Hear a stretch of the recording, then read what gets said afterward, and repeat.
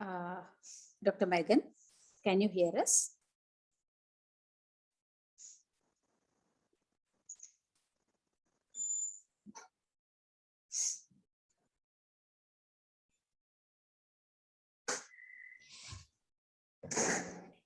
Hi.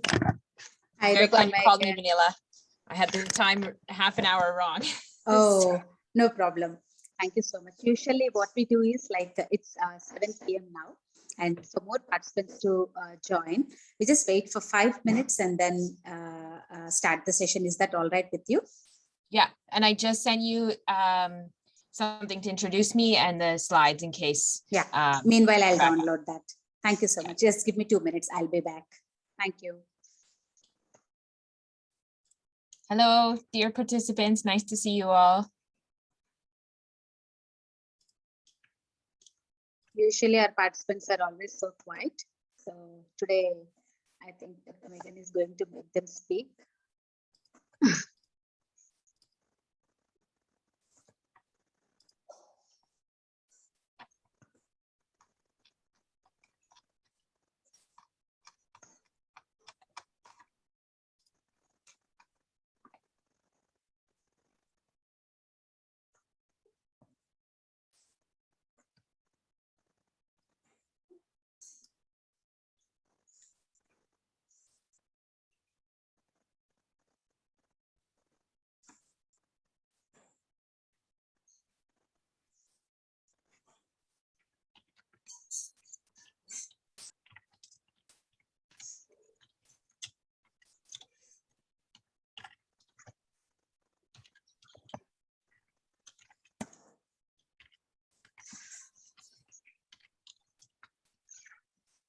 So will you be sharing your slides, Dr. Megan? I'll just see as a backup. So which is comfortable for you? That sounds good. Yeah. I'm just asking if everyone could just put in the chat, what's the name of the hospital or the clinic that you work at? And if you see any children in your facility or not, because I'm going to be talking about children's palliative care. So it'd be helpful if I know if you guys are mainly seeing adult patients or if any children come also for care. So Yeah. please, if you can write that in the chat for me, that would be really helpful.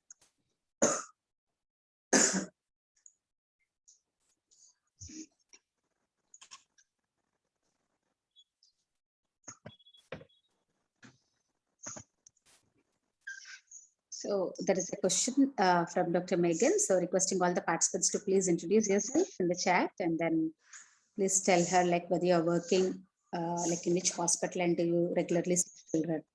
That will be helpful.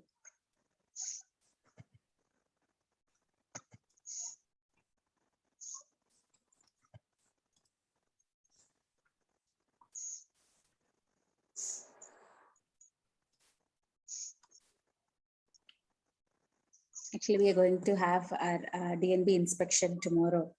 So we have applied for diplomat in national board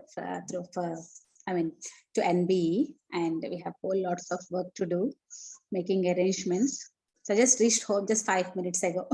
Oh my. So I don't know. So I requested like Eco India to start the meeting, like in case if I'm not able to reach home on time. And luckily Shweta, like is one person from Eco India, all our Sri Lankan Palliative Care Eco series. Like she's one person who is helping us with attendance and being as the co-host, backup, technical issues, everything, Dr. Megan. Oh, good. Yeah, you always need a backup because you Hi, just never, Shweta. you can't do it all. Yes. Hi, Shweta. Can we see you? Just to say hi. Hello. Hello, good evening, ma'am.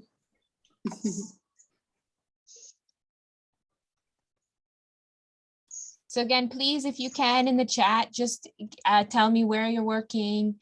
Are you seeing any child patients? I see that one person has said that they're a nurse. So that's very nice to hear.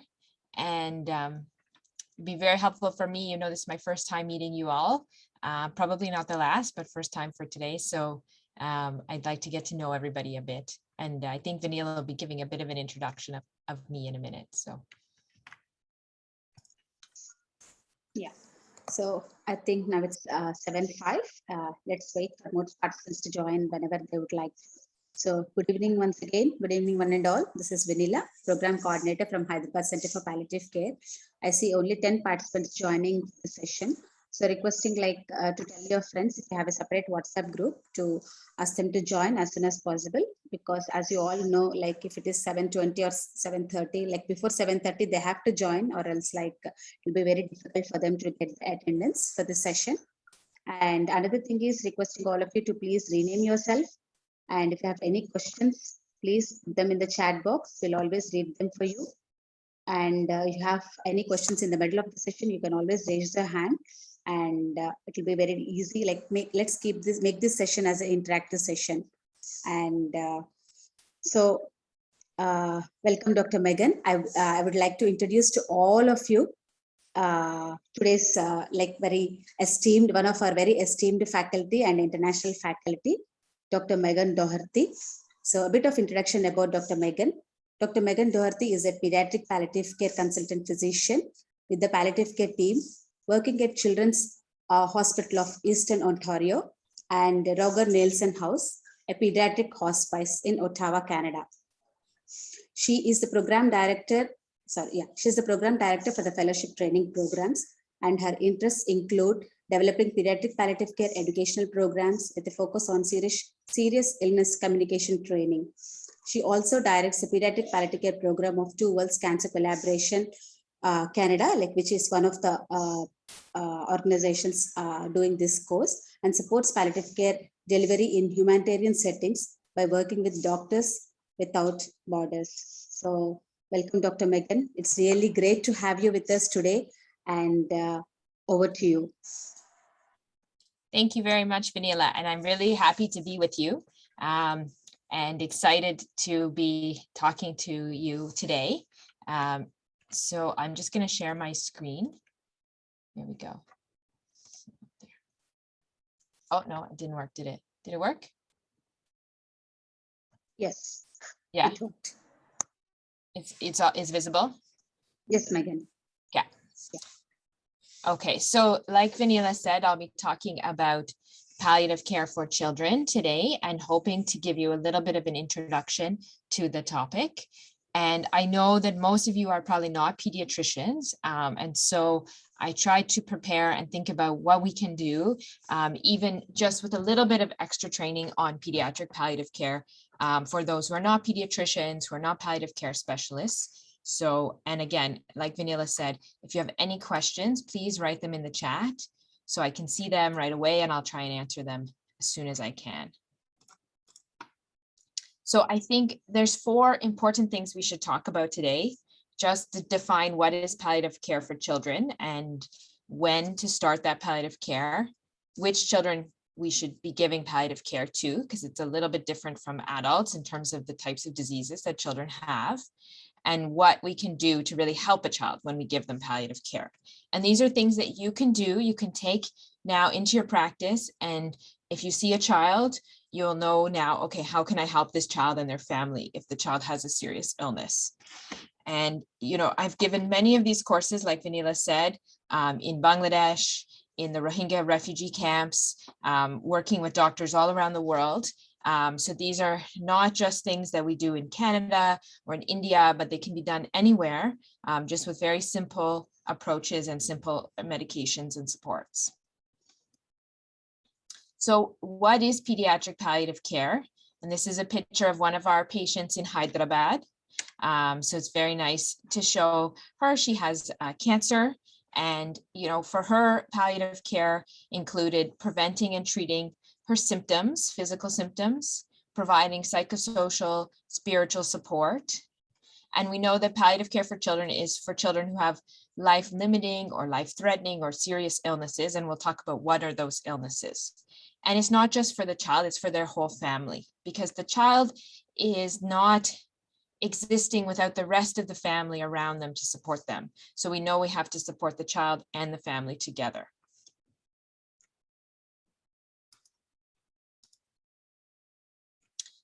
Okay, so now I have a question, although I apologize, it's not a polling question because didn't get it into the poll in time.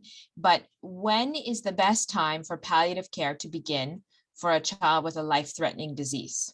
I'll read off the options and then I think we can discuss it. I'm going to ask somebody to tell me what they think. When there is no more curative treatment options available, when the child has less than 6 months to live, when the family can no longer afford the treatment, when the child is diagnosed with a life-threatening disease. And you can think about your adult palliative care training too, because this will help you answer the question. So what do people think?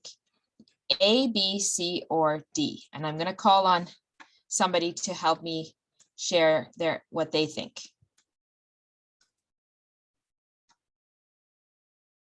Vanilla, is there somebody who you can suggest who might be able to answer the question? I see Dr. Vitharan. So Or- Dr. Jayarasa, so Dr. Vitharan or Dr. Puvikaran, just please answer. Yeah, Dr. Kokal Rajan says D. He sends his message in the chat box. Oh, he says B. Oh, D. D. Okay, D. D. Yeah. Okay. Yeah. Other D doctors? sounds like a good answer. And then what about Dr. Vitharan? What do Dr. you think? Vitharan- I saw Dr. you on the Vitharan video there, says- Dr. Vitharan. Dr. Vitharan says B. Okay, so one option for B. Okay. Yes. So Okay. requesting for more participants to please jot down your answers in the chat box down. So Dr. Prashant, Verni Bala, Dr. Kirti, everyone, please. Dr. Shobika, can you just please put your answers? Don't be shy. It's good for us to think about it. Okay, somebody thinks A. Dr. Vernibala. Verni Bala says B. Apologies if I say your names wrong too. I'm not very practiced up on my pronunciation of Sri Lankan names. So I need more help. So please correct me if I make a mistake on your name. And someone else says D. Okay, thank you. Okay, so let's go to the next slide. Oh, and we'll get the answer from this. Okay, so according to the experts from around the world, the pediatric experts, they recommend that the components of palliative care are offered at the time of diagnosis and continue throughout the course of illness, whether the outcome ends in cure or death. So the best answer would be D if we go back, okay? We should try and start when the child is diagnosed with a life-threatening or life-limiting condition. This gives us the most opportunity to help the child and family cope and prepare them for the situation that the child might die. Now, of course, you don't always get the child in your facility, or you maybe don't see them right away. So if you miss it at the time of diagnosis, then of course you can start later when the child comes to you. But ideally, we can start at diagnosis. We don't have to wait until there's no more curative treatment available. We don't have to wait until the child only has 6 months to live. We can start as soon as we take the diagnosis, they take the diagnosis. Okay. And we at the bottom option point. Sorry, Karen Vanilla? says option A, sorry. Someone else says option A, yeah. So the best option is option D. Okay. That's the best option, is when the child is diagnosed. So providing pediatric palliative care, we can do this alongside treatments that might cure the child. Okay, so that means at the same time the child is taking chemotherapy, we can also give palliative care, meaning the child can take chemotherapy and we can give palliative care by giving pain medications if the child has pain, ensuring proper communication with the family, providing them with psychosocial support, helping them with anxiety, helping the mother cope with the hospitalization. Many things we can do. We don't have to wait till the chemotherapy is all done and there's no more chemotherapy that can be given, as an example. So this is a picture that explains the same idea. Okay, so here on the left is when the disease is diagnosed. Okay, and as we move towards the right is when more time is passing. So in the beginning, when the child is diagnosed with a serious illness, or same for an adult, most of the treatment might be the yellow treatment, like disease modifying treatment, like chemotherapy. Okay, but still the patient might have symptoms or need support, so we can give palliative care at the same time, which is blue here. Okay, as the disease progresses, then maybe the child has more pain like at the top of this first wave here. So they might need a lot more palliative care. The pain gets better, some of the chemotherapy works, the child's pain might go down, less symptoms, they might need a bit less palliative care. And over time, if the illness is progressing and the child's getting worse, they're going to need more palliative care, likely, more symptom management, more support for the family, communication, etc. And then as the child comes very close to the end of their life, then maybe the treatment is exclusively palliative care. There might not be any more yellow treatment, meaning any more disease modifying treatment available. After the child dies, which you can see it says biological death, then we still provide palliative care for parents, for brothers and sisters, for grandparents, for other family members, and that's called bereavement care. So this is the model that we use to think about shared care. So sharing the care with palliative care, but also with, if it's a child with cancer, oncological treatment, or another disease like neurological treatment, etc. And here's just another picture of the same idea. So we don't want to think of curative treatment and palliative treatment as two separate doors and the patient has to choose one or the other. We actually think these are one treatment option and the doors open together and we go forward together with our plan. And this was a drawing done by one of a patient's mother when she was thinking about what is palliative care. And she said, I used to think I had to choose either palliative or curative treatment. But then I realized actually the best is when these doors go together and then I can go forward and take both. So that's what that picture is.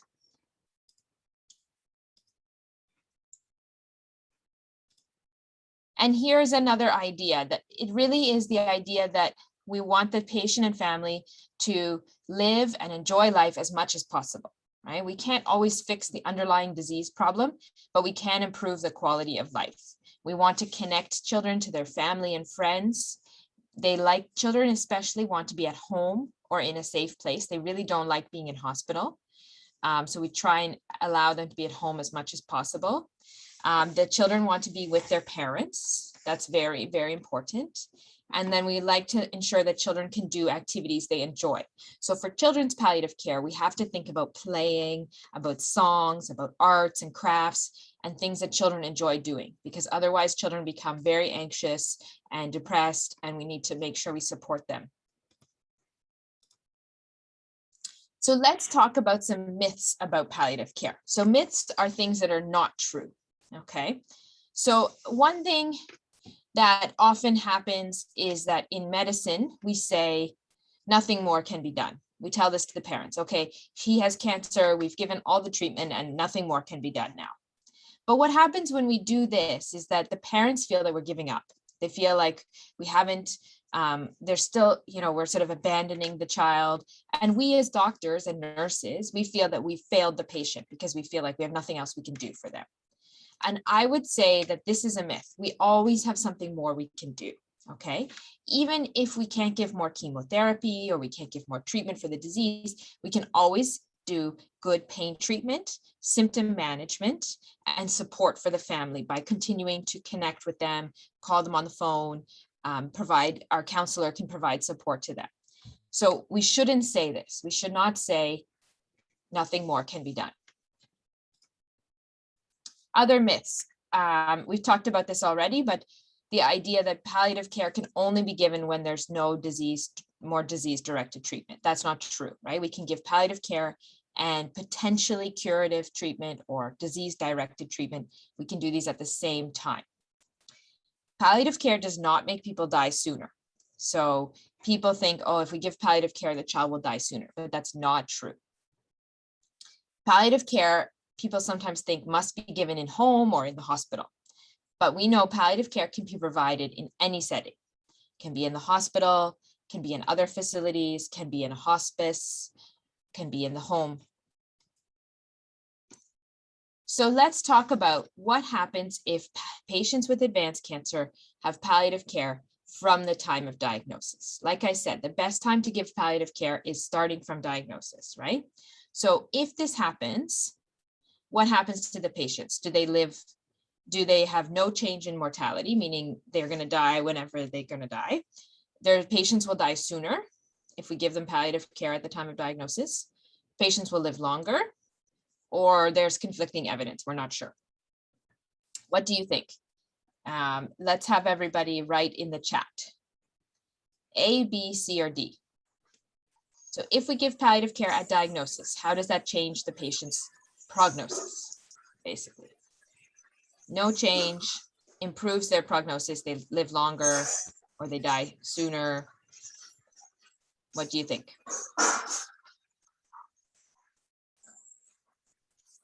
And you can think about adults palliative care too, because this is a general question about palliative care. So put your choice in the chat. I'm waiting for some people to say what they think. So Dr. Koklaraj says C. Dr. Vitharan says C. Shobika says D. Okay, I'm requesting perhaps Dr. Vitharan, can you unmute and tell us what you think? You said C, that's a very good answer. So can you tell us why C? Hopefully the patient will be satisfied and patient is feeling comfortable. That means not feeling that they are having a disease, and they will be comfortably living their life physically and mentally. That may give more chances for their, even in the advanced cancer levels, it gives more chances of living somewhat better than the predicted time. Very good, thank you. That's an excellent answer, and that is the correct answer. So there's been studies done, and exactly what Dr. Vitharan says, patients who get palliative care at diagnosis, they live longer. And it's because they get maybe a little bit less overly intensive treatment, right? We know that if we give too much treatment to patients with cancer, we can kill them faster because it's too toxic. So this is why palliative care is good, because we get a better balance of the right amount of treatment that helps the patient without giving them too much treatment that harms them. Good. So this is the original study from 2003 that you may have seen. Maybe Dr. Gayatri mentioned this, about early palliative care for metastatic non-small cell lung cancer. So this was the first study that was done, showing that patients with metastatic non-small cell lung cancer, when they got palliative care, they lived a lot longer. And people were very surprised because it was a very new study at that time. So here's what happened in that study. The longer survival for the patients getting palliative care was 11.5 months versus 9 months. They had better quality of life and they had fewer depressive symptoms. So this red line is the early palliative care, and this is a mortality graph. So the higher the line, the more patients are still alive. So at the time of diagnosis, 100% of the patients are alive. And then each time the line goes down, it's because a patient died. Okay, so there was about 300 patients in the study, and then slowly they're dying. And you can see that a few lived quite a long time. And then the blue line is the standard care. So standard care meant that the patient got oncology and palliative care whenever the oncologist thought that palliative care was indicated. And then since this study, there have been a number of follow-up studies, and this has now been shown in many studies, and there's been a systematic review showing the same thing. So we know now we're very certain that this is the case for our patients. Okay, so let's move on now and talk about what types of conditions do the patients need palliative care for pediatrics. Okay, so we really think about it in 3 groups. We have children living with progressive conditions that are very serious, where they're going to slowly deteriorate over time. We have children with life-threatening conditions like cancer, where maybe they can be treated, but maybe it won't work. And then we have children with pain or other symptoms that palliative care can address.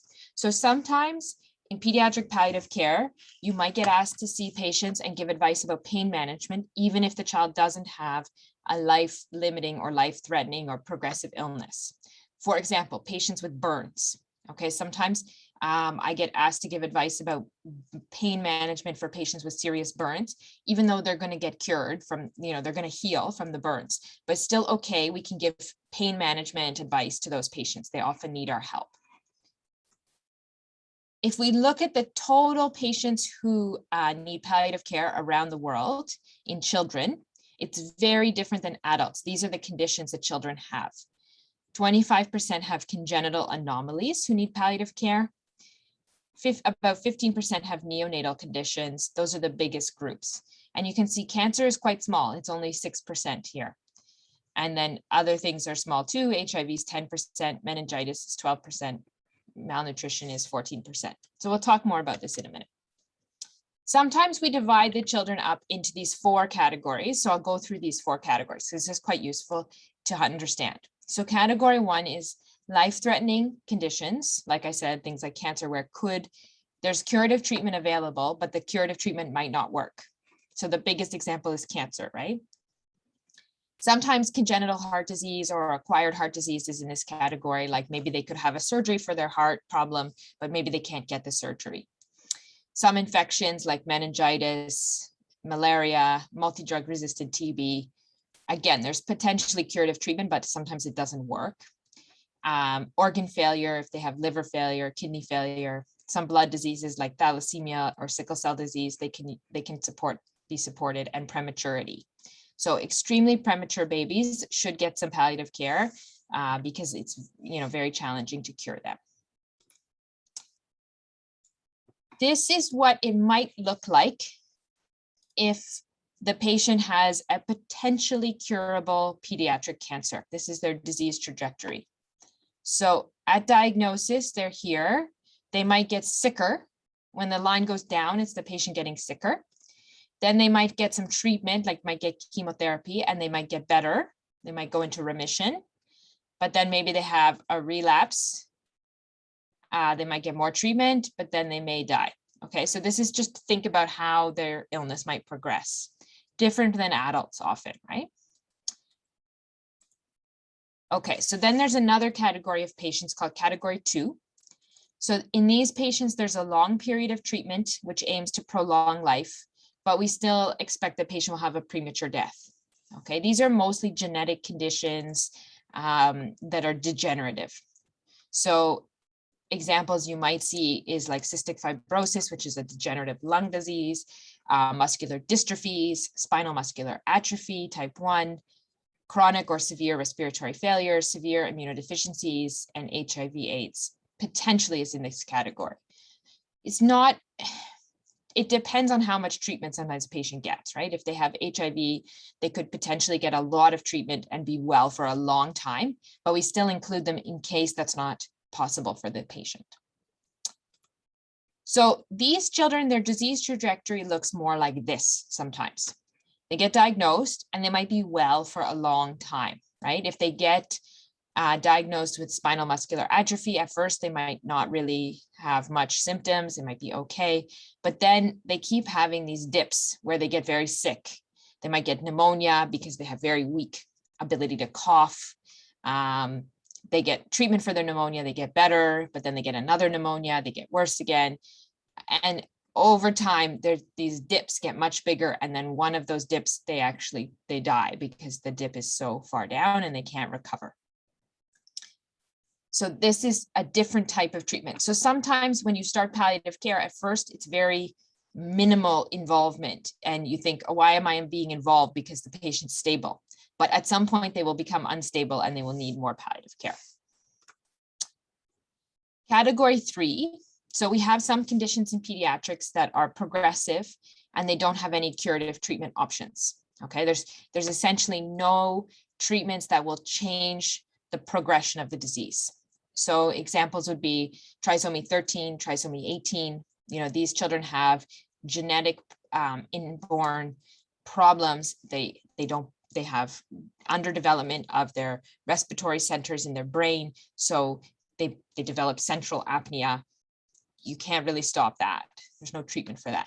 Lots of rare metabolic diseases that you probably don't see very often, but they exist. Things like mucopolysaccharidosis, all kinds of different diseases. They're all rare. But in total, if you look at all of them, you will see a few. And then neurodegenerative conditions like Rett syndrome and adrenoleukodystrophy. So again, sometimes you don't know what exactly is the child's problem, but they have something, right? They're deteriorating, they have cognitive impairment, they have developmental delays, and they are likely in this category. So these children, sometimes their disease trajectory looks more like this. They get diagnosed. Sometimes after they're diagnosed, they get a little bit better because they get a little more medical care. It might help in some small ways. But then really their disease progresses much more like adult patients, where they're just slowly deteriorating. They go stepwise or on a trajectory. Their disease goes down and then they eventually die. Okay, and this is the last category, category 4. So in category 4, we have children who have severe disabilities, and that leads them to be very vulnerable to complications that lead to premature death. So they don't really die of the disease itself, they die of the complications of the disease. For example, children with severe cerebral palsy, they die of aspiration pneumonia secondary to weak ability to swallow and cough, and then they develop the pneumonias, and then they die from the pneumonia and from the lung disease. But the cerebral palsy itself isn't the cause necessarily, it's the secondary. The same thing with severe brain injuries. If they've had traumatic brain injury, hypoxic brain injury from severe infection, like if they've had neonatal meningitis or HIV encephalitis, these cause a brain injury. Then with the brain injury, they have problems swallowing, they have problems clearing their respiratory secretions. All of this leads to chronic lung disease typically. And then there's this category of severe brain malformations. So the head of the baby might be very small. And if you did an MRI, you would see all kinds of different abnormalities like holoprosencephaly, like most of the brain is absent. Lesencephaly, the brain is not folded properly, so it's very smooth. And same with schizencephaly. So these develop in utero. These are brain malformations. These patients are very disabled. They can't walk, they can't talk. They have a lot of trouble eating, and they eventually die from complications. Now they have a trajectory that looks like this often, where they're mostly stable, and then they have a dip where they get sick and things get worse. Then they stabilize again. Then they have another dip down where they get sick and they have a stepwise deterioration. So it's a little more like dementia, patient with dementia, how they would deteriorate. So let's move on and talk about our third objective and our fourth objective, which is like, how can we help these patients? What do we do? And what can we all do? Even if you're not a pediatrician or you're not a palliative care specialist, that's okay. This is a general approach that we can all take. So first of all, we think about our patients in pediatric palliative care, and we think about them with these 5 ways, 5 areas that we assess. So we assess their physical needs. That means like, do they have pain? Do they have nausea? Do they have other physical symptoms? And we treat those. We think about their emotional needs, not just psychological, but emotions, like how do they feel about having the disease? How can we help them cope with having the disease? How about the rest of the family? You know, how is the mother and the father doing? Are they anxious? Are they depressed? Can we help with those things, or can we find support for them? We think about social. So we look at the child and we say, what about the family? What about the brothers and sisters, the grandparents, the parents? What about if the child goes to school, what about the school friends? What about the community? All of this supports the patient and the family. So we have to support the community as well. We look at the spiritual needs. So what's the patient's religion? What does the family think about the illness? Do they think God is punishing them? Would they like prayer? Would they like to do any particular religious ceremonies depending on their religion?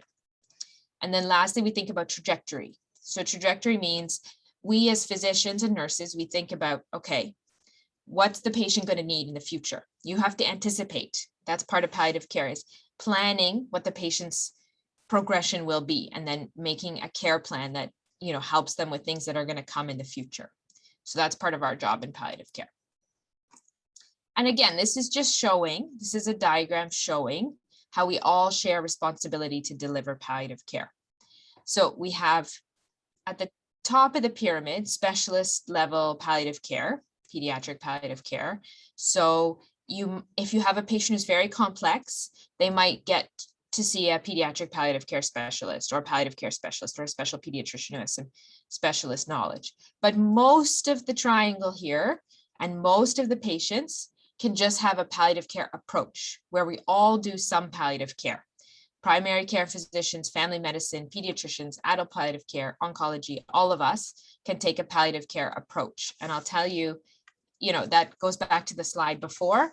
This is our palliative care approach. We look at all of these areas and we help support the patient and the family in them. I'm going to skip ahead a little bit. So, sorry. There is a message in the chat, Dr. Megan. So, Oh, yeah. Shobika says, like, according to these categories, even though palliative care started early, we can't always say that they will live longer. So that's her answer. Yeah, we can't say that every patient will live longer, right? We don't always know what's going to happen. And, our goal is not just living longer, our goal is living better. So, to reduce suffering, to have the patient feel better about the situation, have the family get more support. That's really what's the most important, quality of life. But yeah, some of the conditions we cannot change how long they live. But also sometimes these patients get too much treatment that's harmful, where they're in the ICU and they're really suffering. And if we can give them palliative care, then they choose a different path where they are at home more and they don't take such intensive treatment. And in some ways that's better for them. So let's talk about one important thing, which is how do we provide information while maintaining hope?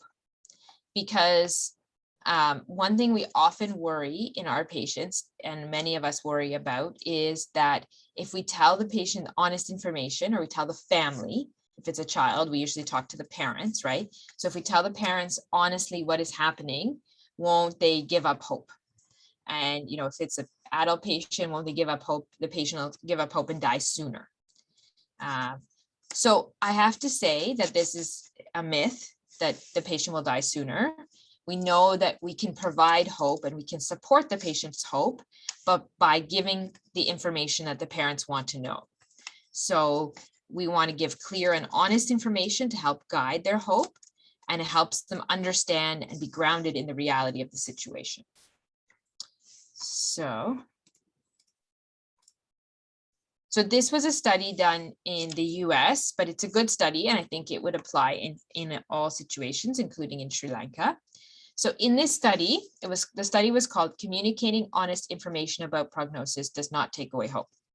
And in this study, they told the patients their real prognosis. It was adult patients, but they actually said, okay, you have this type of cancer and the chance of being cured is this number, like 72% or whatever the number was. And before they told the patient that information, they gave them a survey, which is called the Hearth Hope Index, which they answer a number of questions to look at how much hope the patient feels. Okay, and the hope score before getting the information was 42. Then they gave the information, and then they repeated the survey about hope with the Hearth Hope Index. And they found that the same amount of hope was felt by the patients afterwards.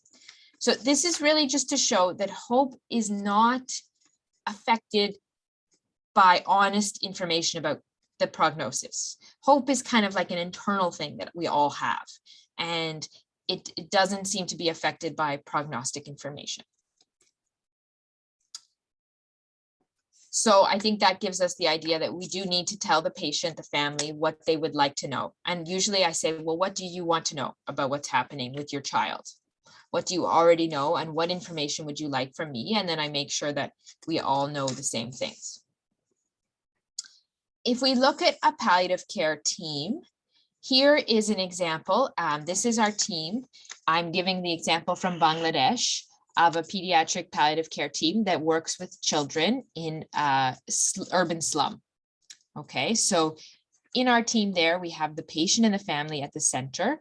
We have a part-time pediatric physician who helps us by seeing the patients and providing care plans. We have a coordinator. We have a part-time physiotherapist, a part-time speech therapist. We have some community volunteers who visit the patients at home and give the mothers support. We have what we call palliative care assistants. So palliative care assistants are like community health workers. Okay, we train them to give basic palliative care. They visit their patients at home. They provide some advice about counseling, about how to take medications, about nutrition, and they're supervised by a nurse, because we have a part-time nurse. So this is just to show you who might be on a team when you really get going with pediatric palliative care. But see how many people are just part-time. So often we share these positions for the nurse, for the physician, physiotherapy, speech therapy. We share them with the adult palliative care team because we don't need them full-time and they're expensive. But the main people we need is a coordinator and our palliative care assistants and volunteers. They do the majority of the patient care.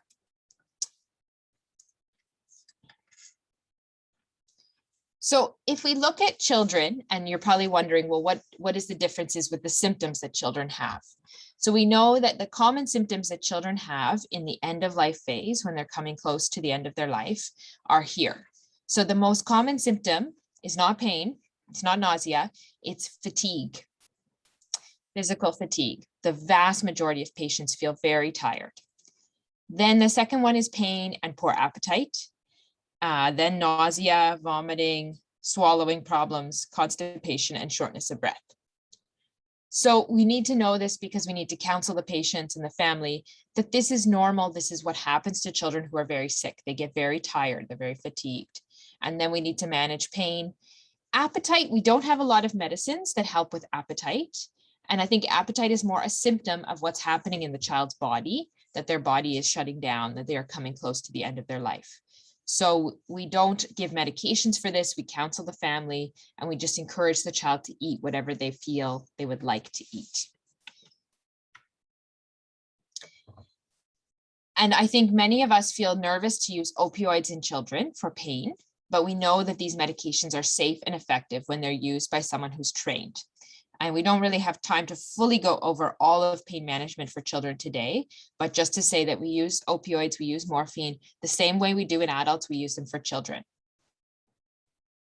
The one major difference for pain management and symptom management in children is that we have to learn how to assess children who can't communicate with their words.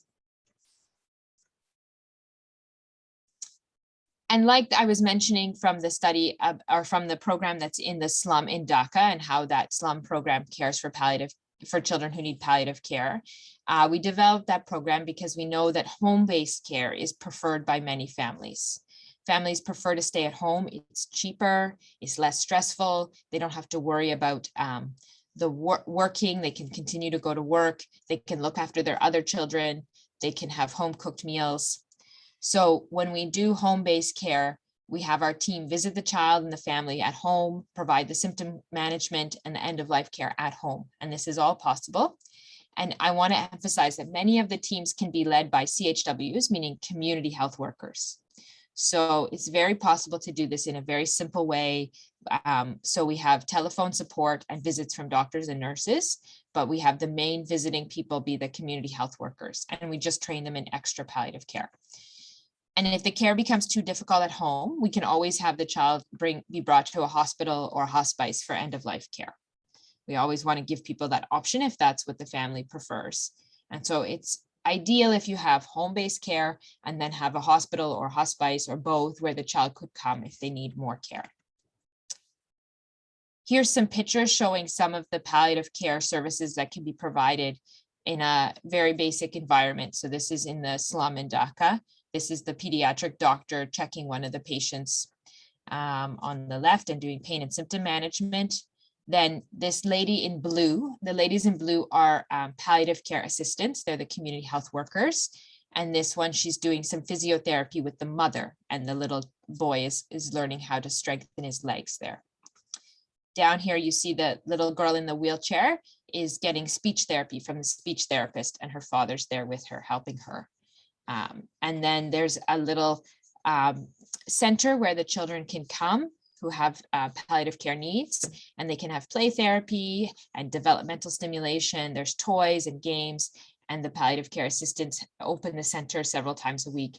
Children can come and get some opportunities for play.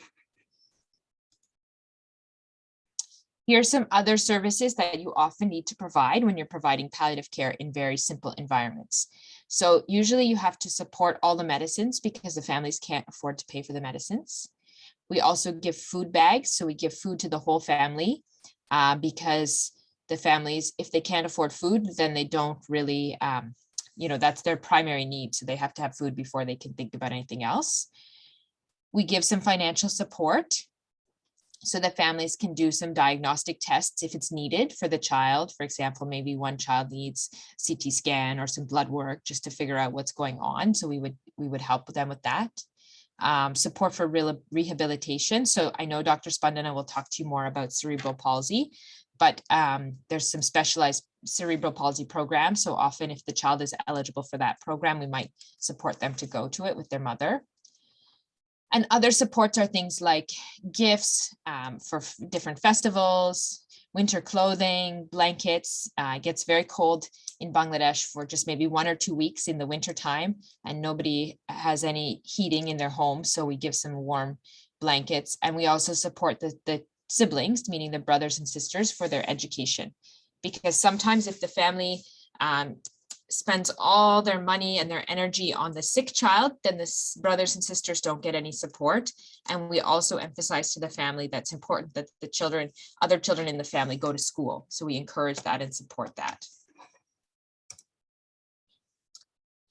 And other services that most pediatric palliative care programs would provide, and our program in the slum as an example provides, is emotional and spiritual support. So some counseling with some counselors. We involve, it's a Muslim country, so we involve some imams to help us with spiritual support, and bereavement support. So meaning that after a child dies, then our palliative care assistants do one visit to the family about 2 weeks later to check on how they're doing. And then there's follow-up phone calls. So bereavement support is something that is often forgotten, but is very simple. You don't need to do much to make a big difference. You just maybe need to do one visit or a structured phone call where you make a plan. Okay, after 2 weeks or after 1 month after the child dies, we're going to have our counselor call the family. So I would encourage you to set that up because it doesn't take more resources. Just incorporate it into the program that you're already developing. And here you can see some of the pictures of other activities in the program. So this is the brothers and sisters. This is the sister of one of the patients with the patient, and they've been given some toys, so they're playing together. This is the palliative care assistant who's working with one of the children and reading to her. And these two palliative care assistants are giving this young boy a bath because his parents would never really be able to bathe him because he was quite big and aggressive. And so together the two palliative care assistants gave him a bath. So that was something they would do each week for the child. And then number 4 here is to give training. So sometimes what families need is they need training in how to care for their child at home. And we have this residential training program for the children with CP to go to, for cerebral palsy children to go to. And I won't talk more about that, but it's a specialized program. So in summary, I just want to highlight what is our role as palliative care providers or as healthcare providers. I think we have to be willing to be open and honest with families so that they can understand what's wrong with their child and what's the prognosis for their child.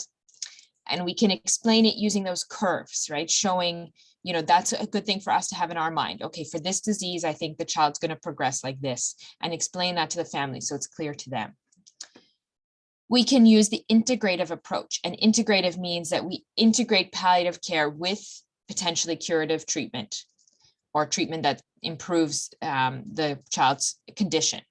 So that's the idea that these two doors, palliative and curative doors, open together and we go forward together.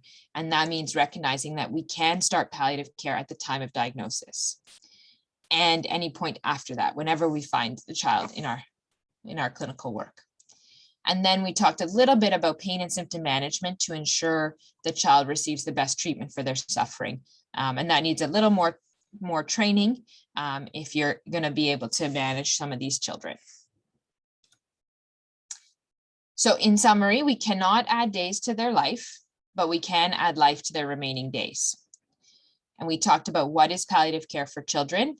It's an active and total approach to care. We focus on physical needs as well as emotional, psychosocial, and psychological needs, and focusing on the best quality of life with the child and their family at the center of that.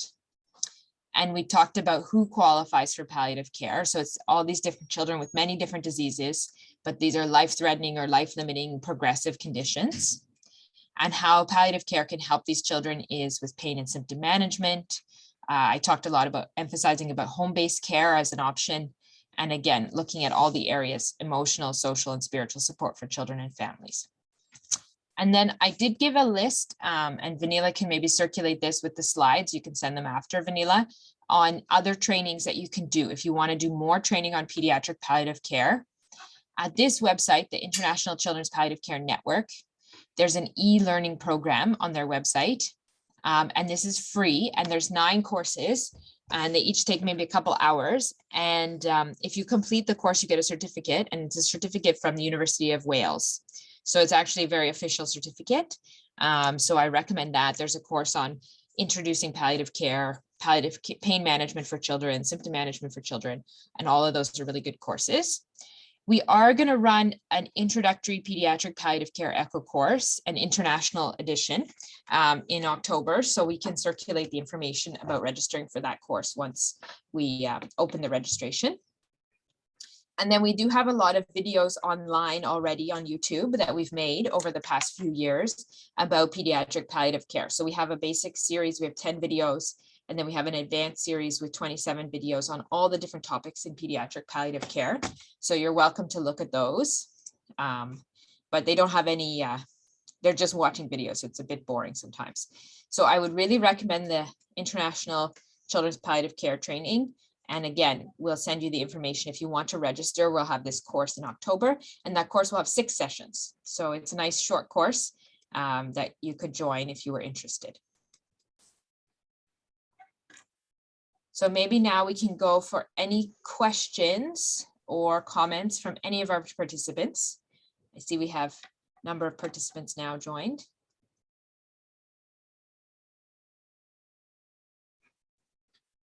So maybe I'll ask a question if nobody has any questions for me. And if you're feeling shy, you can always type your question in the chat. But has anyone had any pediatric patients that they've given palliative care for? Maybe any child with cancer or other problems that you've seen. And even if you didn't know what to do, but have you seen any patients or any children who now you think, okay, this child, maybe they could get palliative care, might be a good idea?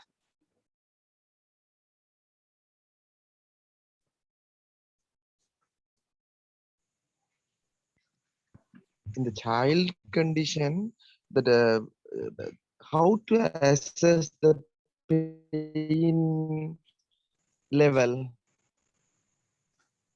How to assess pain Sometimes level? That's a good question, I think. Let me just show you a couple things on that. sometimes the patients telling the pain. Small kids know. Sometimes no. Now I haven't any pain. After 1 hour, I have a pain like that. How to assess the pain?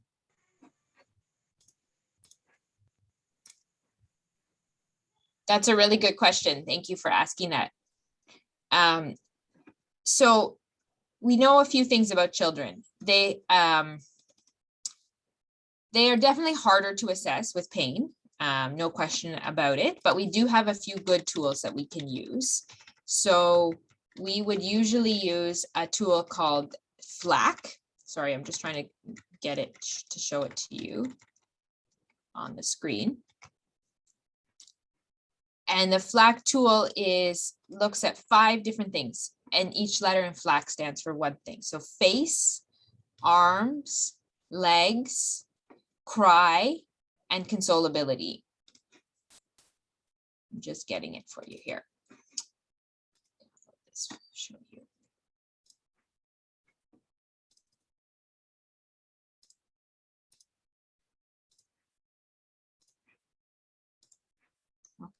Okay, so here we have this tool that we sometimes use here, FLAC, face, legs, activity, cry, and consolability. And then for each item, we score it 0 if they fit the description for 0, 1 if they have the description for 1, 2 if they have the description for 2. Okay, so in total, the score is out of 10. Okay, and We use this for children who are 0 to 3 years of age. We can use FLAC. Or if the child can't communicate, we can use it. Once a child is 4 years and above, then we can use what we call the FACES pain scale. Okay, so this has 6 faces. And what you say to the child is you say, these faces show how much something can hurt. This face shows no pain, and you point to the face with the 0. And the faces show more and more pain up to this face, which shows very much pain. And then you ask the child, point to the face that shows how much you have pain or how much you hurt right now. So children 4 years and above can understand this. And these drawings were developed by looking at, we asked children to draw what it looks like when they're in pain. And then the researchers took the drawings and combined the drawings. So this is good for children. This really helps them express pain, and it works quite well. So the most important thing is that you ask the child to select which picture represents their pain. You can't compare this to their face and then make your own assessment. It's only for self-report. So the child has to tell you which face they are. And then if the child is 8 years, 7 years and above, 7 or 8, you can use the numerical rating scale like you do for adults, where you say 0 is no pain, 10 is the worst pain imaginable. How much pain do you have right now? And ask them to give you a number. But if the child has not been to school and they're not, then you have to wait till they're a little bit older for the numerical rating scale. So you can continue to use the FACES scale all the way up from 4 and up. You don't have to switch to the numerical pain scale at age 8. The FACES pain scale will work for children above 8. It'll even work for adults. So you can use the FACES, or as I said, you can use the numerical scale. And a few things we know about children: they have more pain often than adults because they've never had pain before. So they don't have any baseline to compare. So a young child will have, a pain, like maybe they have an injection, and they will say that pain is like the worst pain they've ever had, worst pain imaginable, because they haven't had any other pain experiences. So they say the pain is very bad. And that's okay. That's just a natural feature of children when they express pain. Okay, so we don't say that they are exaggerating their pain. We same as with adults, we say the best pain assessment is when the child self-reports their pain. So we believe them, and then we give a treatment that we assess if that treatment helps the child. So I can send those pain scales around as well, maybe Vanilla. Sure, definitely. Any other questions? Thank you. Thank you for the wonderful lecture. I have a small question. Being honest to the parents and being honest to the family, how hard or how challengeful, considering the family education level? I mean, if there is low education level family, sometimes they won't believe or they can't understand what we are telling about the disease condition, and vice versa. If they are highly educated family, they may check in the Google and Gmail, everything, and they may be highly reluctant to understand what we say, or our palliative management. When we are thinking about hand-in-hand management like curative plus palliative, they may refuse the palliative chapter and they may be focusing on the curative more when they are highly educated. And vice versa, when we come to the low education level, it's critical and very hard to explain them, and they may be going for this spiritual activities or maybe neglecting the treatment. So how challengeful and how hard into entities management in this condition, considering children? Definitely, that's a really good question, and I can see you have some experience with trying to explain things to children's families and different families of different backgrounds. So I think for families who are not that educated, you have to make it very simple, right? You have to, it's harder in some ways because you have to make it so basic. Just give them a very simple explanation of what's happening, and less kind of options about what you can do. You make a recommendation often, like, this is the thing we should do now. If they want to go for spiritual healing or traditional healing, I accept that, and I actually say, that's fine, you go, you see that person, but please don't stop the medicines that I've started. I encourage them to continue the medicines, but also see the spiritual healer. And if the spiritual healer or traditional healer is recommending any additional treatments, I say, please tell me what your spiritual healer or traditional healer is giving, so that I can check it and make sure it's safe with the medicines that I'm giving. But we accept that they can do both, but we encourage them to continue seeing us as well, even if they go for traditional healing. For the highly educated families who are checking on Google, looking everything, questioning everything, it's also very challenging because you have to address all those things, and it's going to take you longer because you're going to have to say, well, what did you read? And then can you show me on your phone? Okay. And then you have to explain it more and explain, maybe why it's not going to work for their child because it's not exactly the same situation or whatever. So, but it is important to go through all those things with them.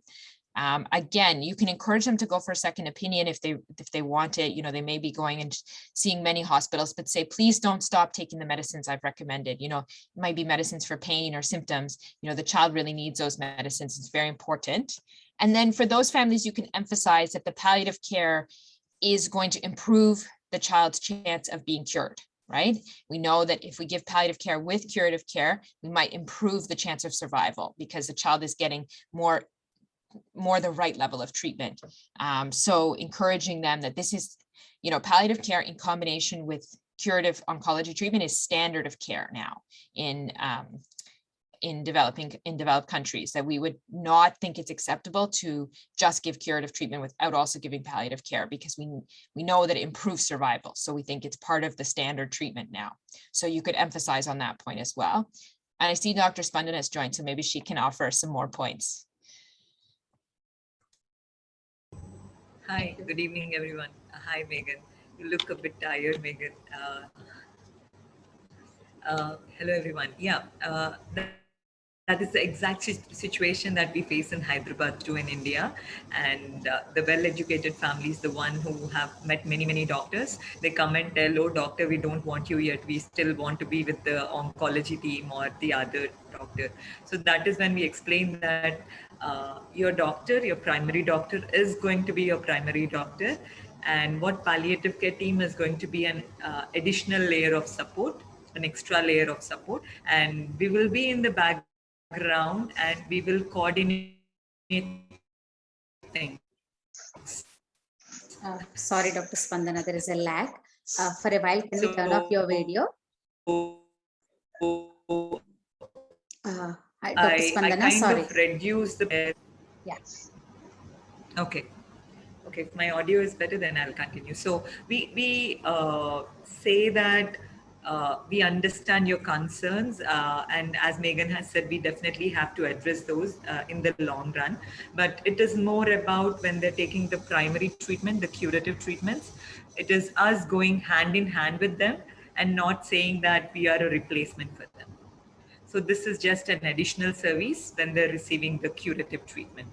And we hope no problems arise, but if they do, hey, we are there, and our whole goal is to keep the child comfortable. And there are some studies, again, which you can quote with your oncologist, with the other doctors, which have shown that palliative care improves survival, even the duration of it, not just quality of life. So we can help you look at them. And what Megan has said regarding the not very educated, we tell them that, okay, finish your acute treatment, because most of the times we see them in hospitals, but your long-term partner is palliative care. We are going to ensure the continuity of care, because I work with non-cancer children too, just like Megan. And for them, it is much more difficult to understand, because cancer, there is sometimes an endpoint of treatment and when palliative care begins. But in non-cancer, we are going to discuss more about cerebral palsy. There is no endpoint. From the time of diagnosis, it is going to be, in a way, palliative care, but they're not going to come to palliative care because none of our countries have established centers, right? So they're going to be in always that cure mode, no matter what we say. So that is when I think we have to break it down into very tiny components, the different components of palliative care, and present to them based on their requirement.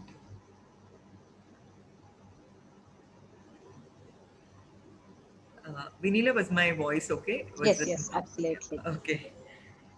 Shall we go ahead with the cerebral palsy discussion? Yeah.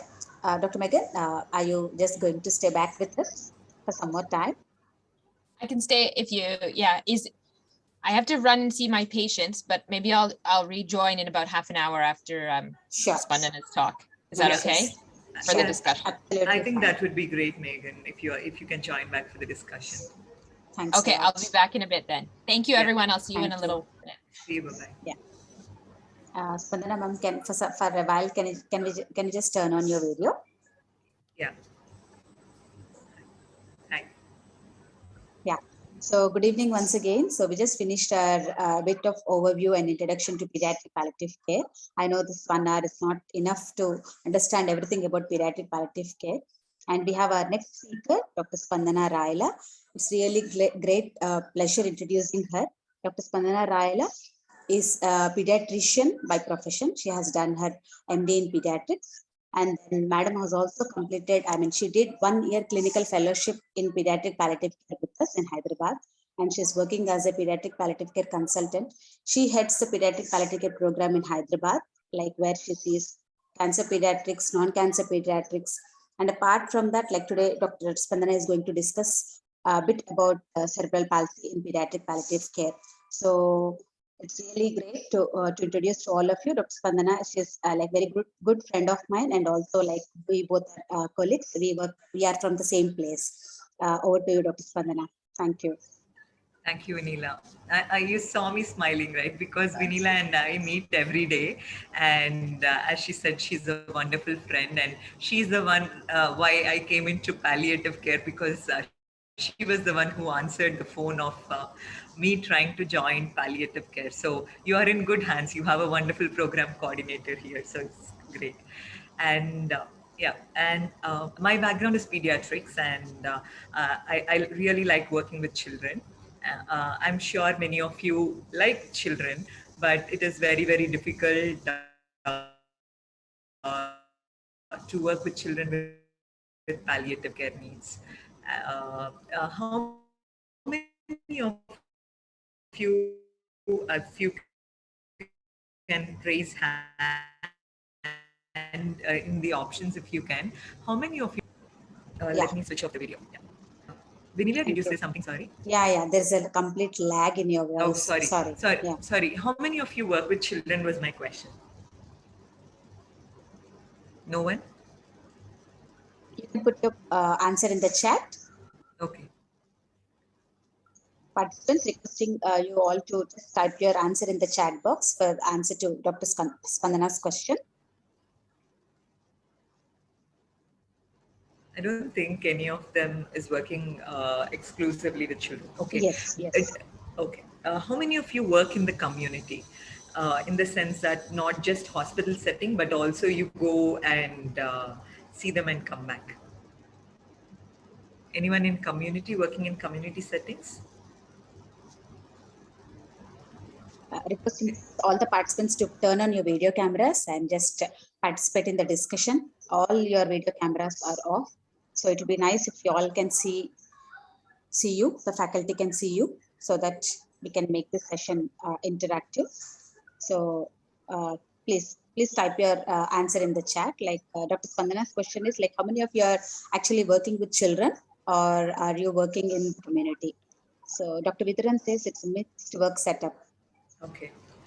So the reason for me asking this question is when you go into the communities and start even the survey of kids with palliative care needs, one major chunk of the population you're going to see is neurological conditions. And I think one reason why you're going to see neurological conditions is if Sri Lanka is anything like India, our NICU setups are growing, but not on par with what they are supposed to grow. When I say NICU, I mean neonatal, the first 30 days of life. And a lot more children are surviving whom we were losing earlier, who were dying earlier, but they are living now with lot of comorbidities, in the sense that these children are going to have learning disabilities, movement disabilities, muscle problems, and all that. right? And unlike cancer, where the disease will progress rapidly after a point and they die, in cerebral palsy and the other neurological conditions, sometimes the journey is very, very long. So that is why it gets more complicated. I'll start sharing the screen and I'll go through the slides, but you can stop me at any point because otherwise it would get very, very monotonous. And if you have any questions, you can type them in immediately in the chat, or you can ask at the end in the discussion. So just give me a second. So anyone has seen children with cerebral palsy specifically? Very quiet group. Very quiet. Yeah. Yeah. So one thing I have learned again from the group and through ECHO is this is adult learning, where we are not trying to catch hold of you and ask you questions or any such thing. But the more you interact, the more you're going to feel invested in the whole discussion, and the learning becomes that much more interesting for you too. So if you can, I would definitely encourage you to try and interact through audio or through chat. And we are very, very open to questions. We don't think there are ever bad questions or silly questions. It's always not asking that is more difficult. So coming to my presentation, the first thing when I say cerebral palsy, we have to remember that not all cerebral palsy kids are going to look the same. And this is a term that primarily talks about movement and posture. Movement is you trying to move from point A to point B, and posture is when you're sitting, like right now you're sitting, you're lying down probably. So that looks abnormal in these kids. And along with this movement and posture problems, there are also intellectual disabilities, and there are seizures, there are hearing problems. And one thing, especially when we are talking about palliative care in adult or pediatrics, what we have to remember is we should always know, is this a permanent condition? And is it going to progress or not progress? For example, if you take cancer, especially relapsed cancer, it is progressive. It means that it is going to worsen. The symptom burden is going to increase. Whereas in cerebral palsy, we call it non-progressive. So whatever damage happened already happened, and it is not going to increase on a regular basis, right? So when parents ask, especially with the diagnosis of cerebral palsy, is my child going to be normal? We do have to think and say that, okay, this is not going to worsen as such, but this is a permanent condition. So there are various types of cerebral palsy. If you see this child here, where the hands are being held, this baby head is going back and the body is very loose. This is called atonia or hypotonia. Right? So floppy baby. We have to look at other causes, but cerebral palsy could be one of them. Right? And look at this baby whose head is turned to the side and the body looks abnormal. Right? There can be involuntary movements. Usually in newborn period, severe bilirubin increase. It's called bilirubin encephalopathy. If that happens, the basal ganglia gets affected and the baby becomes like this. And this is hemiplegic. That is, one side of the body is affected. And he's able to put his foot down properly this side, and he's able to hold the glass the other side. So this is like adult stroke, but then there can be other problems like intellectual disability and issues. And here you see this child, these legs, they're crossing each other. This is called scissoring. They look like scissors. And this is spastic quadriparesis. So their muscles are going to be very, very tight and all the limbs are involved. And most of the times these kids are bedbound, right? And this child is diplegia, which means that these legs are involved and the hands are fine. And that is why he is able to hold a crutch and walk by himself. Right? So these are the issues. So what I'll do here is I'll stop screen sharing and I'll see if my little inspirational talk on adult learning inspired you people to interact with me now. Right? So we spoke about spastic quadriparesis. Can you enumerate few problems that you think can occur in these children? You can unmute and speak if you can. If you can't, please use chat. What do you expect would be the problems in these children?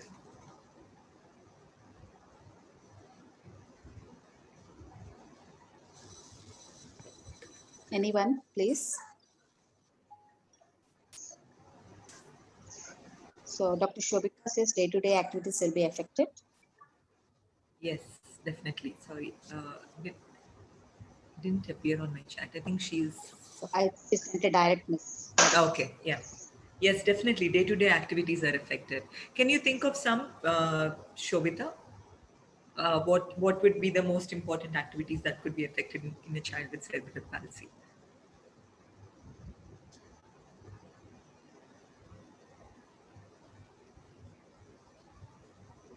Dr. Shobika, are you there? So they can't eat on their own. Yeah, definitely. So they can't eat on their own, and we said this is a permanent condition. So it is not just the mother is feeding the child at 3 years, 5 years, 6 years. The mother has to feed this child even at 10 years, 12 years. And it is not just feeding occasionally. Every meal has to be fed to them, right? Very, very difficult. And she also says they have to be dependent on someone. Yes, for every activity, including going to toilet, including wanting to move, everything they need help. Any other thoughts? I said bedbound. What happens in a bedbound patient in general?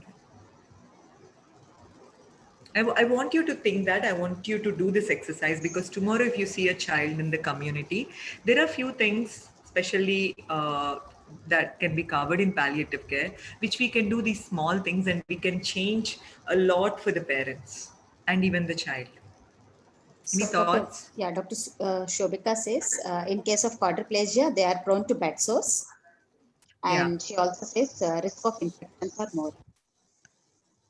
Risk of infection first, sorry? Risk of infections are more. More, yes. Yes, Dr. Shobita, risk of bed sores is there, risk of infections are more, and I'm sure you already must have spoken in bedbound patients, there is a high risk of constipation, right? For Shobika, sorry. Because the more you move, your bowels are moving and it is easier that way. So in bedbound patients, you're going to see more constipation, right? And what is the other thing that can happen? Any thoughts? You're not moving, you're in a bed continuously, you already have tone problems. What is happening to the muscles? The muscles are going to become more and more tight, and these are called contractures. Sorry.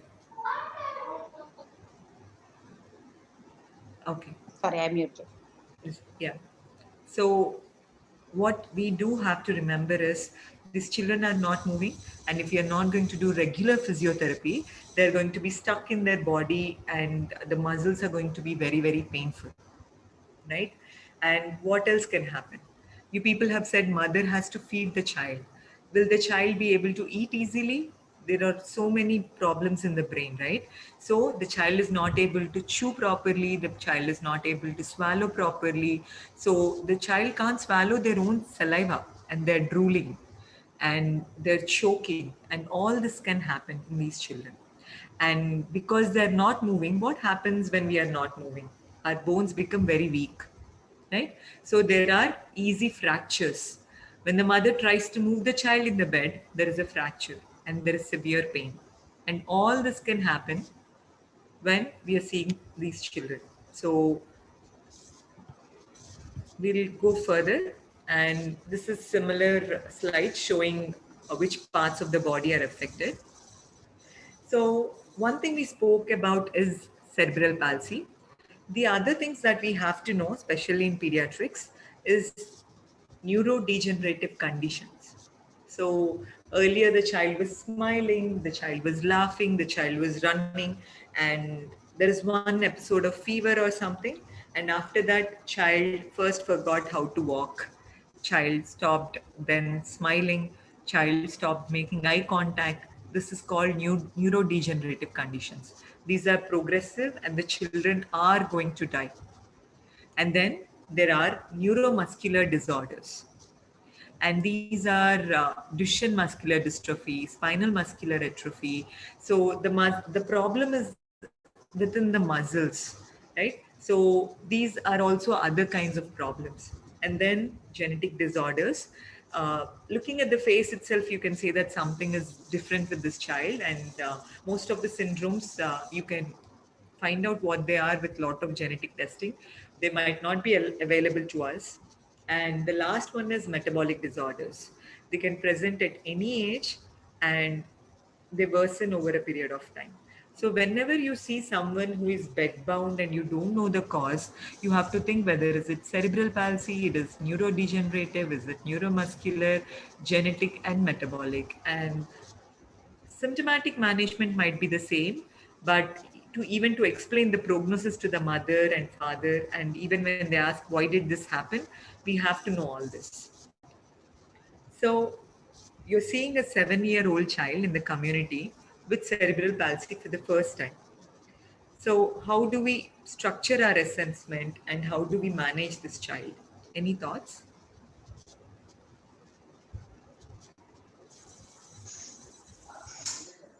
Please type your answers in the chat. We'll write them out for you.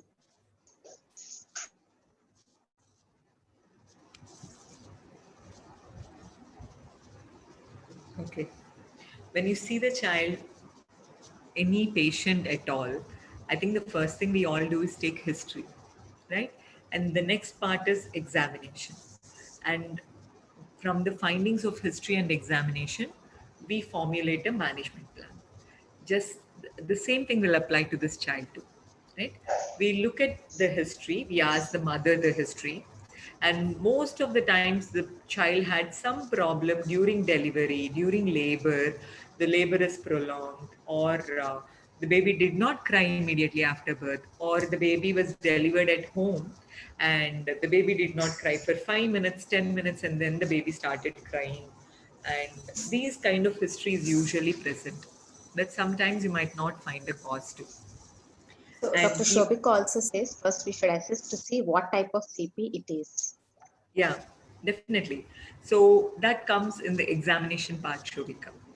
So what we have to do here as such is, after history, as Shobika has rightly pointed, we do a complete body examination, including the nervous system. And when you examine the nervous system, you understand whether it is spastic or hypotonic, whether the tone is increased or decreased. And then also, is there any other involvement? And how is the hemoglobin? We have to look at all this, right? Because these children are at home, did not go to a hospital in the longest time. And we have to look at all this. And coming to the management part,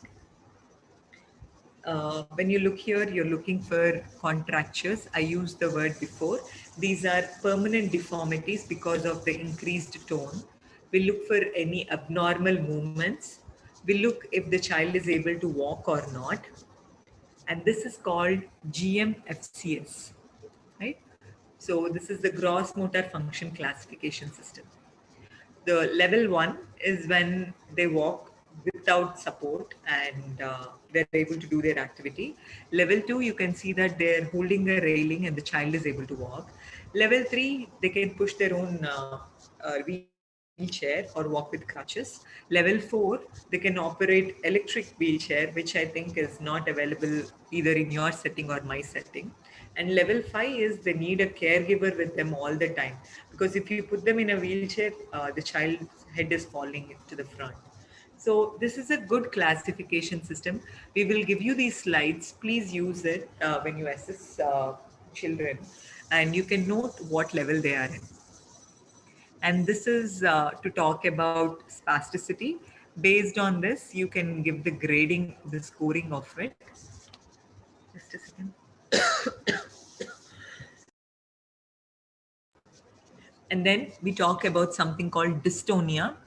Dystonia is where you can see that the child is in an abnormal position and is having some kind of discomfort because of it, right? So dystonia is not painless. It is most of the times painful. And Megan showed you this flag scale, the revised one. So I think you have already covered pain in your echo sessions. And if you remember in pain, they always say that self-report is the standard in pain assessment. That is, if I tell I have 8/10 pain, it is 8/10 pain. If the child tells you he has 10/10 pain, it is 10/10 pain. He is feeling that much pain. But what happens in children with cerebral palsy, we already thought they have intellectual disabilities. So they might not be able to tell you if they are in pain, and if so, how much pain. And that is when we use this flag scale. So what I do is I open the flag scale, put it in front of me, look at the child. And the first thing I look at is face. And in the face, based on 0, 1, 2, I mark it. Then I look at the legs, activity, cry, and consolability. And after reading this and looking at the child, I give the scoring 0, 1, 2. And if the scale is 8, 9, it is severe pain. And if it is 1, 2, it is mild pain. It is just like numerical rating scale. But this is not subjective. This is not told to you by the patient. It is done by us, the healthcare providers, or even the parents. And there is one more scale called non-communicating children's pain checklist, but you don't have to worry about it. The main scale is flag scale, right? And whenever you examine these children, because these children cannot communicate with you have to do a head to toe examination, right? And when you do this, you look at, does the child have headache, right? Are there any signs of increased intracranial pressure? How are the pupils? If the anterior fontanelle is open on the top of the head, is it bulging, right? Something as simple as dental caries will be causing them so much pain and fever, and no one remembers to look into their mouth, and it will keep worsening, right? So dental caries, gum infection, otitis, ear infection, corneal abrasion. Some of them are not able to close their eyes. Even stroke patients, adult patients, when you see, when they can't close the eye, what happens? The moisture doesn't get evenly distributed and the cornea becomes dry, and that is how corneal abrasions happen. So it is your job and my job, one, to keep it moist, or at least try and close the eyelid and help during that time, right? So corneal abrasions. And then we are also looking, does the child have any joint pains? Because their muscles are so loose or so spastic, they can have dislocation of joints, right? And one major issue is, because of multiple reasons, they can have gastroesophageal reflux, gastritis, right? And that could be causing them severe pain. They can be constipated. We already discussed about this. Their bowel and bladder are affected, just like stroke patients, right? So what happens? They don't empty their bladder fully, and they can have urinary tract infections, kidney stones, and you people have already said bed sores can happen.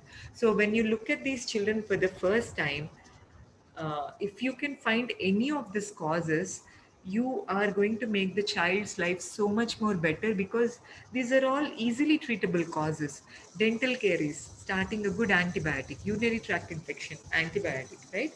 Muscle spasms, giving something, a muscle relaxant, bed sores, explain to the mother position change and take a wound dressing, gastroesophageal reflux, giving a proton pump inhibitor and positioning of the child during feeding, or constipation, laxatives. So these are all very cost effective. They don't cost so much money, but they will give so much relief for the child, and you can see the difference when you do that. So remember, whenever you see the children, a head to toe examination. And so here are few complications that can happen. Uh, in the view of spending more time in discussion, I'll skip few slides, and that is okay. You will have all the slides, but I just want to cover the most important points. Whenever you see a child with neurological impairment, we have to remember that they are not able to communicate. So they're not going to tell they're hungry, they're in pain, they're sleepy, and that becomes very, very difficult for them. And you people have already told that they have to depend on somebody. So they can't take bath on their own, they can't eat on their own, they can't put on clothes on their own, they can't go to school, they can't play with their friends. So imagine life of such a child with neurological impairment, right? And we did speak about pain, and pain can be because of many, many causes, right? And seizures, if you people are seeing these children and they don't, what happens is, first 1, 2, 3 years of life, parents somehow want to cure the child of this. So they keep going to many, many hospitals. But after a point, the parents are tired. The pediatricians, the doctors, every one of them tells them that forget about this child.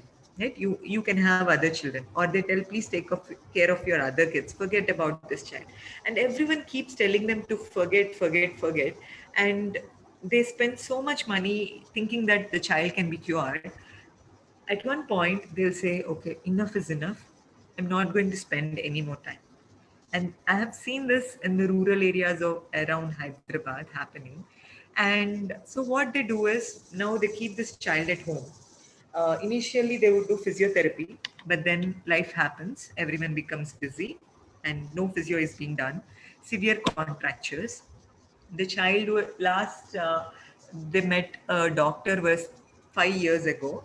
At that time, child was 10 kilos. Now the child is 25 kilos, and the child is using the same anti-epileptic dose as of 10 kilos, right? So in pediatrics, all the doses are based on weight, not the age.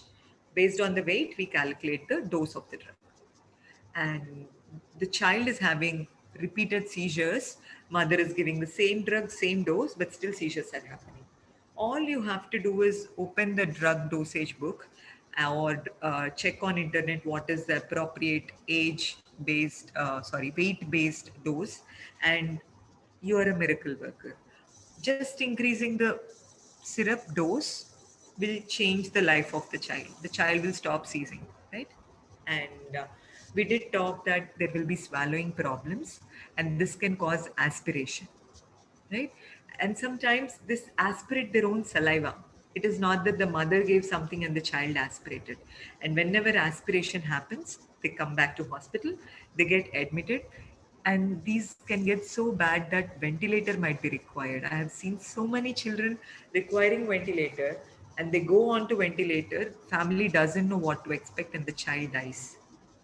And there are a lot of feeding difficulties, so they don't gain weight. Failure to thrive is they're very small, which is not such a bad thing if you think about it, because they're dependent on the parents for everything. And it's mostly the mothers who take care of them all day long. If they become very heavy, mother can't carry them. So I'm not saying the children should be of low weight. All I'm saying is weight can be a good thing as long as the child is getting good vitamins. So we do have to add vitamin supplements for these children, vitamin supplements, and calcium, especially because they are on anti-epileptic drugs, and vitamin D, right? And they can have constipation. Also remember, these children are sometimes left out in the garden soil, and so many people are handling them. They can have roundworm infestation, hookworm infestation. So giving them albendazole time to time is very important, right? Anti-parasitic drugs. And then there are some children who have muscle problems, but they start behaving around puberty very, very differently, or not even puberty.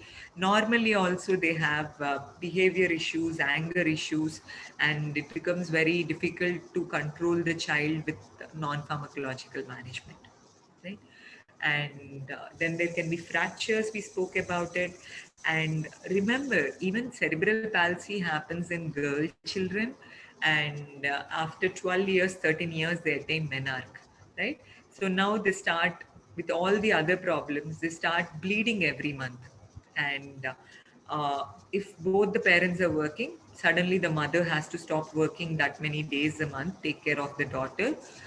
The daughter doesn't like menstrual hygiene products. And in India, they have even resorted to elective hysterectomies to avoid menstrual cycles, right? It is that bad. And parents are tired, they're like, just remove the uterus in that attitude. So what do we do in that situation, right? And in all this, I was just thinking, if we have to do 7 days of continuous night duties and day duties, all of us want a 1 month break, right? So imagine a mother, a father, family members trying to care for this child day and night for years and years. The financial burden, the time that goes in this, depression, and even questioning, why is God punishing me? And the parental guilt that maybe somehow I caused it, or my wife did not go to the hospital at the right time, and that is why this happened. And most of the times, the father abandons mother and child. There are times when even the mother abandons the father and child, but that can happen too. So when you see these families, it is not you meeting them the first time or anything. They have met many healthcare professionals. So even asking a question like, how are you even managing all this? This looks very tough. How are you people doing? Right? Makes a lot of difference in their life. And then no matter what, they always keep hoping something better can be done. If the child himself, the patient himself is not neglected, the siblings get neglected. So in pediatric palliative care, always remember, look at the patient, definitely spend time with the patient, but always have a word to say to the sibling. Show the sibling that you can see them, you can see what they're going through, or at least say, hello, what is your understanding, and things like that. Right? So I'll just skip few things. If you have access to physiotherapy, occupational therapy, speech language therapist, social workers, you can involve all of them. We have access to physiotherapists, not on a regular basis. We have access to speech therapist. Again, access, but not that they would listen to what we say. I have access to social workers. So we don't have an OT, occupational therapist. So I think different places have different strengths and weaknesses, and we have to keep building on them. But the ones that are already available, it makes more sense to use them. And I will here, if there are specific joints that have problems, then stretching, positioning, and even Botox surgeries might help. But if it is complete body that gets involved, it is very tricky to help such children. So these are few pictures. If you look this child, the child is naked because that way it is easier for us to understand. Look at the wooden plank, and they have tied the child, right? The problem is in the legs. That is why the child is not able to maintain the posture. But the child can eat like the rest of the children. This is something you can do if it is spastic diplegia, right? Both the legs are affected, but the hands are fine. You can do this. This is also similar, where they have some function of hand, but the legs are not going to give them a balance. So if you put the child on the floor, you see his head, it will be he'll be banging his head on the floor. It is not a good position to be left in.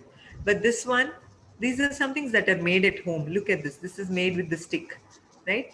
2 sticks and a wooden plank and something so that they don't fall off and they can play. And here what they did is they put the child like this, something soft like a pillow is tied so that they're not banging their head on the floor. The child is playing, but the child can still roll over. So they made a small hole in the ground so that the child is lying there. And this is something, if you have a chair at home, plastic chair, which doesn't cost a lot, you can make some modifications to the chair, even the old wooden chairs that we have. So this way the child can be made seated. I mean, just imagine lying all day on a floor, looking at the ceiling. It's not a good place to be. So in these ways, we can try and stimulate the child. This is one more way where the child can move himself if the child cannot walk, but can still has function of their hands, right? And then The first line for spasticity is baclofen, and the other drug I use quite a lot is clonidine. And Megan uses a lot of gabapentin. We don't have syrup preparations of gabapentin in India, but we do have tablets. But they're a bit costly. I mean, not at clonidine is cheaper, so I use clonidine more, but I hope to use more gabapentin. We spoke about Botox. Uh, Single muscle spasms or one joint is involved, such cases Botox helps, right? And there are a lot of surgical interventions, but always remember if the whole body is involved, they don't help so much. But it's always good to have orthopedics and plastic surgeon to give an opinion of how much it can help the child, right? Anti-epileptics, the most common ones that we use are valproate and levetiracetam, which is Levipil. Rescue medication, we have intranasal midazolam. You have intranasal steroids, I'm sure, in Sri Lanka, which you can spray in the nose and it starts working in some time. So midazolam also comes intranasal. I don't know if it's available at your place. It is available at ours. It is not cheap, but it is very, very helpful. It makes the parents very confident, right? So we use that. We get sublingual preparation of lorazepam. And if nothing else is there, what we do is in a syringe, we load 1 ml of midazolam, or based on the weight, we calculate and give. And we use buccal or sublingual, right? If the family cannot afford and you think seizures are going to happen. And here are the doses of gabapentin and clonidine.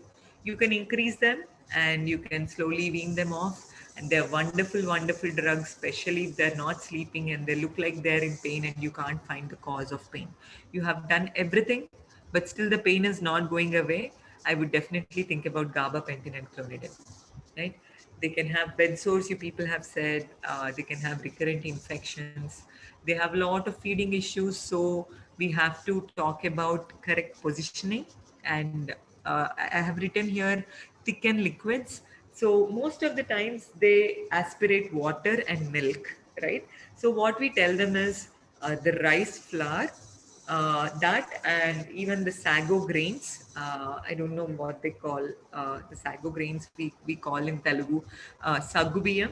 You can use the powder to thicken the milk or the water, and you can give that, right? And the other things are rice tube can always be placed, but again tricky, and gastrostomy tube. Uh, I'll show you a gastrostomy tube picture.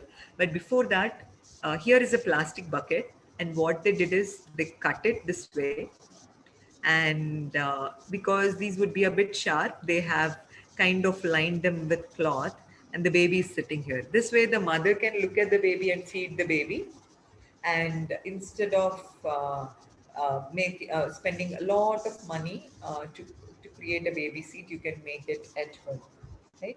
And this is a picture of mother making the child lick the food and to see if the child likes the food, right? You have to introduce kids to different tastes to understand what they like. These are other ways. I use this even in the hospital, not with the chair, but the hospital beds kind of have a railing in the end, right? So these children are always falling forward. So what I do is I put them to the railing with a small pillow in the back, and I use 2 towels or the mother's chunni to tie them this way. And they can sit up for some time, right? And this is a cardboard seat which they can use. And a lot of times when you see these children, you'll see that they're being fed this way. But this is how they have to be fed, the position. And this is the G tube I'm talking about. But again, you have to look at the pediatric surgeon, whether they're willing to do or not, whether the mother is motivated or not. Because just like colostomy bag, the one below, the skin below here, can be excoriated, can be infected. There can be a lot of issues there. And you have to see how much it costs in Sri Lanka even to suggest it to the parents, right? If they can afford it, not afford it. And just like rice tube, they feed through it. But if you give sudden food, they sometimes vomit, right? So they use infusion pumps and things like that in different places. So I will skip this. These are the growth charts used in pediatric settings. And we did talk about behavioral problems, and that is when we use risperidone. And oral secretions, I'm sure they must have covered in other sessions. Glycopyrrolate is one drug, but the other one is atropine eye drops. If you have access to them, that is easier. But look, some children do develop hyperthermia and they become very, very red. And we spoke about this. We did talk about fractures. So calcium supplementation, vitamin D supplementation, constipation, we already spoke about laxatives, and you know the Bristol stool chart. And I mentioned menstrual suppression. We use oral contraceptive pills. We use it for 84 days and then we give a break. So instead of monthly menstrual cycle, because we are using the pill, the child is going to, the girl, adolescent is going to get her menstrual cycle once every 3 months, right? So I'm not saying this is the easiest way to do it, but it is easier for the mother and even the child, right? Even the family members. Then they can have joint problems. We spoke about it. So looking for it. Checking their eyes, vision testing, hearing testing, and we did speak about dental caries, so dentistry referral.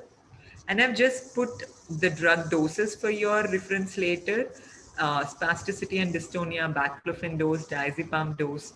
And if you look here for dystonia, the first line of drug is baclofen, right? And if you think it is painful, gabapentin. And if you think there is disturbed sleep because of the dystonia, clonidine is excellent, right? And here are a few more drugs for agitation and this. And then we do have to remember they need a lot of community support.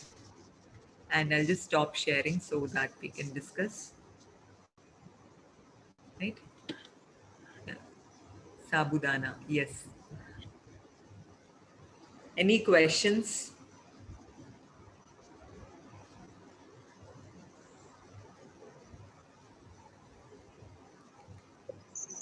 The new session I think for all the participants. So, but still, please I request of all the participants to please I will ask like 1 or 2 questions. We still have some more time. You can just type your questions in the chat. We also have Dr. Nagin back. They can share thoughts and they can answer any questions. Yes, I'm back. So, and any questions that you have, please share. Can be about the first presentation or the second presentation. We're happy to answer. Yeah. Yeah, please don't feel the pressure to ask questions about cerebral palsy if you're not seeing those children. You can still ask questions about pediatric palliative care.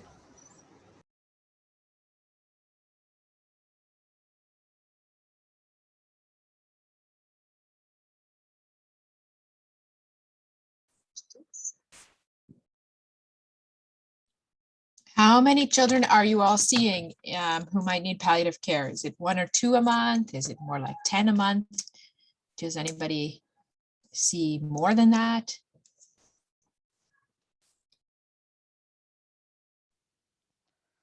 Ideally, we have not seen because we are not in a palliative setup. Still, we are getting training to establish that one. So we have I mean we have come across the CP patient, CP child, and everyone, but we have not treated them. They are on some other clinic follow-up, and we are learning. We are getting training. That's it. Great. Okay, that's helpful to know. Yeah.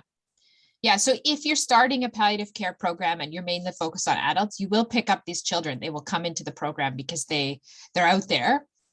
And so usually if you're doing like a sort of general palliative care program, you'll pick up, you know, in your area, like 5 to 10% of the patients will be children. They will be children with CP mainly, will be your biggest group.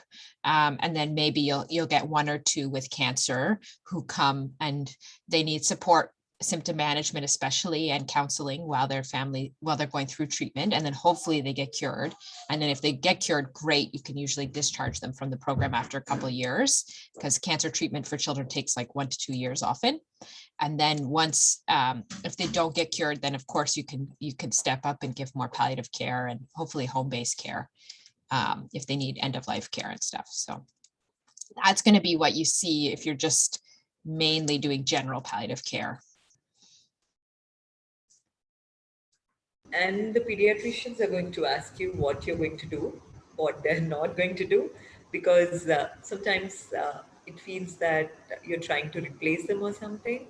And so it depends on how you answer that question too.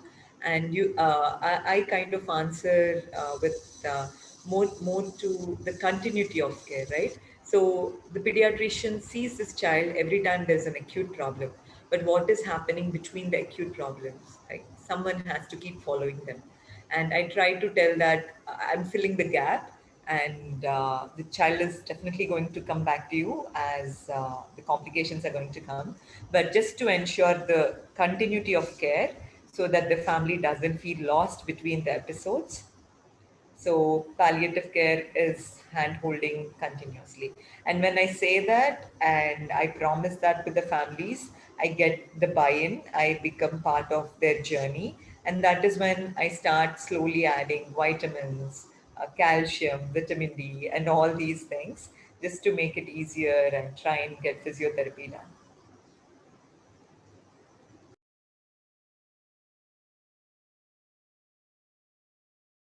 And maybe presenting it as like extra layer of support, like you were mentioned. You're not going to replace the pediatrician, but you're that additional support being there for those children. Yeah, and most of the times, even the pediatrician doesn't want these children to be with them for a very long time, especially during fevers. And right now we have a whole dengue fever epidemic going on here at Hyderabad. And it is very difficult for them to keep treating aspiration pneumonias when there is a child with 5,000, 2,000 platelets, right? So they would want someone else to take care of them, but they don't know it yet. So you have to present them with that option.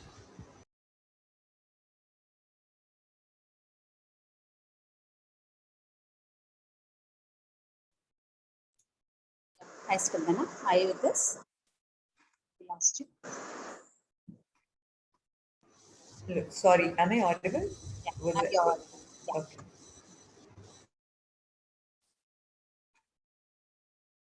So, any more questions?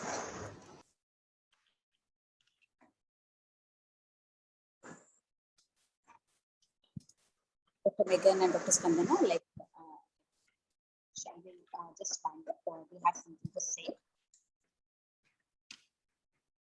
Yeah, I think we can wrap up. I think I'll send to you, Vanilla, that maybe you can send to everybody, because we didn't talk a lot about specifics of pain management. And I think that might be something that our participants might need to do for children, especially children with cancer at the end stage. So I have a video that they can watch, short video, maybe 10, 15 minutes, that tells them how to manage pain in children and how to use morphine, oral morphine for children.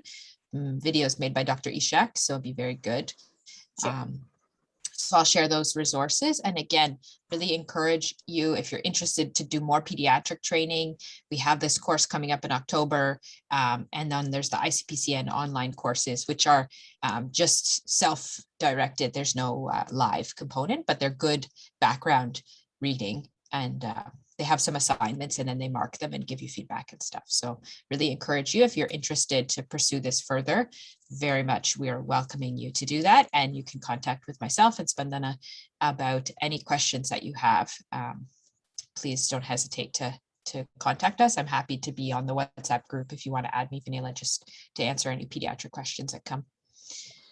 The WhatsApp group, like related for these training participants. Maybe I'll just add both of you to that group. If they have any questions, they can directly get connected with you directly on the WhatsApp group. Sure. Yeah, whatever is best. It sounds good. So there are no questions. Thank you so much, Dr. Megan and Dr. Spandana, having you this evening, giving an overview of pediatric palliative care and cerebral palsy palliative care. Such great sessions. Thanks to both of you. I'm just going to wind up and give them some announcement for the next session and about the feedback link. If you have time, maybe if you are like too busy, you can always like. Thank you so much. Thank you, Vanilla. Nice seeing you, Megan. So requesting all Thank you, everyone. participants to please give your valuable feedback. I have shared the link in the chat box. Please do not forget to share the feedback. This is very important for us to improve our sessions. And our next session will be on 18th August, which is again Wednesday from 7 to 9 p.m. So we have 2 more sessions coming up. One is on self-care and the other is role of volunteers in palliative care. So one is by Dr. Jonathan and the other one is by Dr. Suresh Kumar, which we have missed during our previous week. So we'll all see you next Wednesday, 18th August, 7 p.m.